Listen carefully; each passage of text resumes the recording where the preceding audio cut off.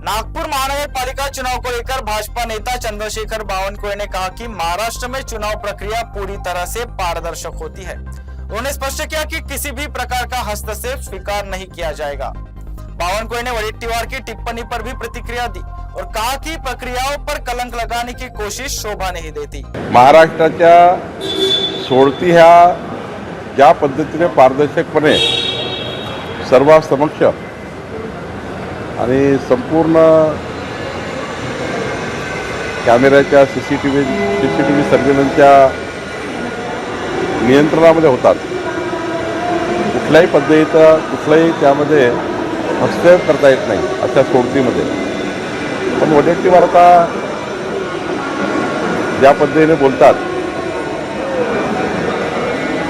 खरं तर वडेट्टीवारकडनं अशा पारदर्शी विषयावर कलंक लावण्याची जी पद्धती आहे ती वडेट्टीवारला न शोभणारी आहे।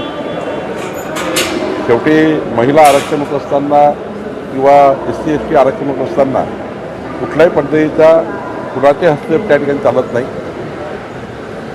कुणी करत नाही। आणि अशा पारदर्शी प्रशासनामुळेच आज महाराष्ट्राची पत ही देशामध्ये आहे। त्याला नागपूरला महिला आली आहे, मी आमच्या सर्व महिलांचं अभिनंदन करतो की महिला महापौर या ठिकाणी जे होणार आहेत, शेवटी 50% जे आपलं रिझर्वेशन आहे त्या रिझर्वेशनातून आपल्याला या ठिकाणी महिलांना संधी मिळाली आहे। नागपूरमध्ये एका महिलेला संधी मिळतं हे चांगली गोष्ट आहे। आणि महाराष्ट्राची चांगल्या ज्या महत्त्वाच्या महानगरपालिका आहे त्या ठिकाणी महिला या ठिकाणी महापौर होणार आहे। पुण्याला आपण बघितलं असाल तिथेही महिला महापौर होणार आहे, नाशिकचंही बघितलं असाल। त्यामुळं मला असं वाटतं की हे चांगली गोष्ट आहे। आता वडेट्टीवारवर टिप्पणी करणे काही योग्य नाही। वडेट्टीवार स्वतःच हुशार आहेत, त्यामुळे त्यांनी केवळ या ठिकाणी जो आक्षेप घेण्याचा प्रयत्न केला किंवा जे काही नागपूरमधून मिश्किल या ठिकाणी टिप्पणी करण्याचा प्रयत्न केला ते केवळ त्यांनी मला वाटतं जाणीवपूर्वक केला असेल असं दिसतं। जेव्हा एखादी गोष्ट बोलली आहे ते स्वतः जाऊन त्या ठिकाणी महाराष्ट्राच्या विकसित महाराष्ट्राच्या संकल्पाला घेऊन काम करतात आहे। या महाराष्ट्राला सुजलाम सुफलाम करण्याचा प्रयत्न करतात आहे। या महाराष्ट्राच्या 50 लाख युवा परिवारांना युवा मुलांना नोकरी देण्याचा प्रयत्न करतात आहे, रोजगार देण्याचा प्रयत्न करत आहे। प्रत्यक्ष अप्रत्यक्षपणे करोडो रोजगार निर्मिती होणार आहे। अशा वेळी शंका व्यक्त करणे आणि तेही देवेंद्र फडणवीसजींच्या व्यक्तिमत्वावर, ज्या व्यक्तिमत्वाने या महाराष्ट्राला मजबूत करण्याचा आणि या महाराष्ट्राकडे विकासाकडे नेण्याचा प्रयत्न केला आहे, त्यामुळं देवेंद्रला तुम्ही जे मागाल ते देवेंद्रजी देतील।